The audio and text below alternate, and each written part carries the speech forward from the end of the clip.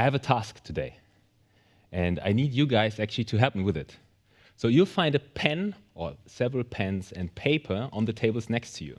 So please grab one each. You'll find step-by-step instructions on the screen behind me in a second. Please follow these carefully. And the first step is we need a horizontal line on the lower third of this page, which covers about 3/5. Locate in the lower third. Okay. Horizontal line, lower third of the page you have in your hand, covering 3/5 of the paper. The second step is a vertical line on the left-hand side that goes from the bottom horizontal line up and covers about half of the height of this paper. The next step is a second horizontal line, now going from the vertical line you just drew to the right-hand side, same length as the bottom horizontal line you have.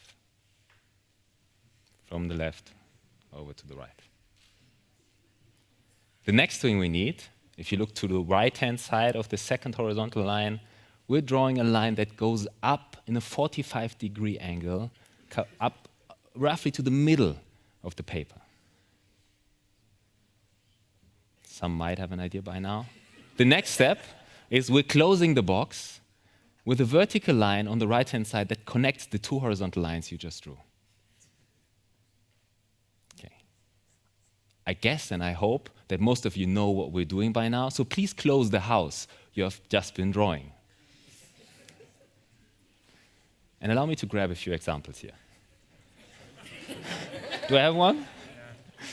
I have one here. Interesting. I'll take this one and another one. So I'll just show you by now. We have drawn, can we see it? Oh. Perfect standard Bosch house. Very well. You followed the processes. We have a challenge because we have changing circumstances. We need now a house that has enough space for 2 families, that uses renewable energy, and is prepared for future mobility solutions. The bad message is I have no step-by-step instructions. I have no clue how to do it. I can just tell you what we need.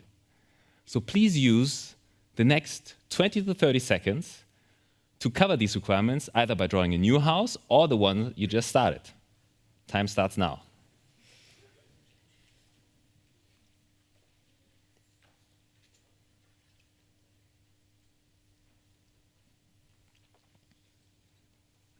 If you're looking for directions, you can see what we need on the screen.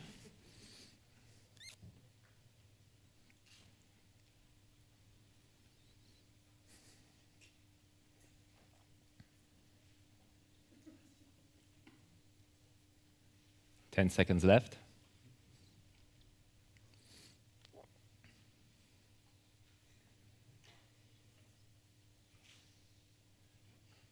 Okay, time's up. What we've just experienced is the difference between management and leadership. Management is what we're doing in a known environment. We're following processes, we're optimizing processes.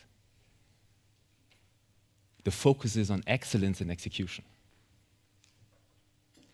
But we cannot manage ourselves out of the current crisis.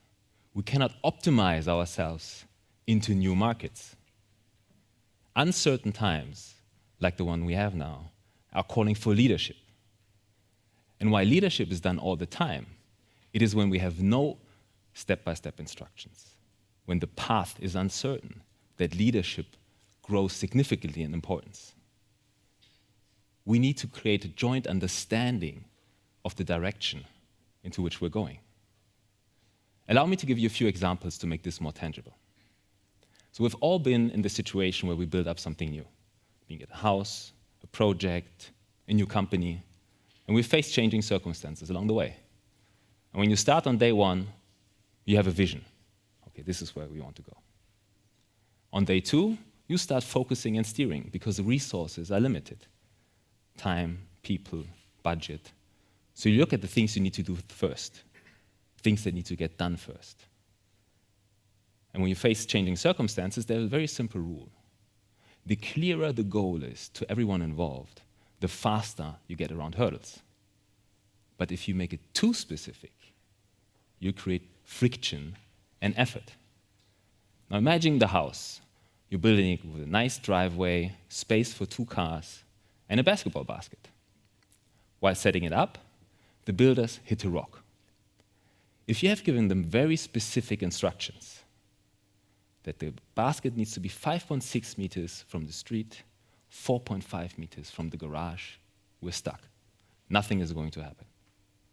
If instead, you have given them a small layout saying, I need about 3 meters space on each side of the basket, they can immediately start looking for a solution. They can take a decision. And the same is valid for a new project, innovation, or in a startup. And I made the mistake when I was managing director of a startup of taking every large decision myself.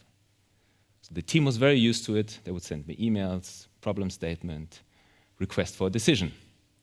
And I fooled myself into thinking I was practicing good leadership because I asked everyone's opinion. So everyone was involved before I took a decision. One day, I get a text message from one of my most trusted reports.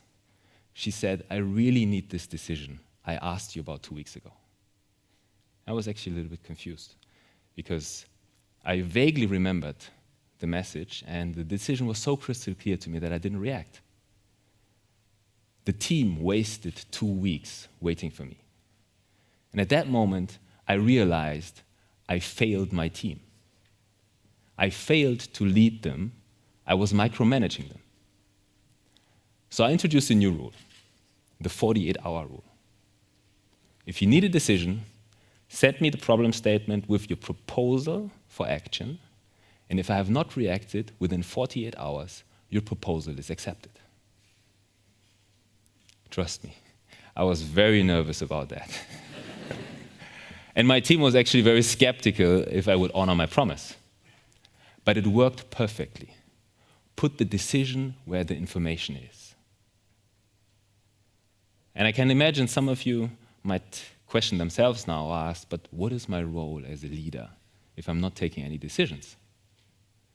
And honestly, I ask that myself every now and then when I realize that I'm only involved in a tiny fraction of the things my team is pushing.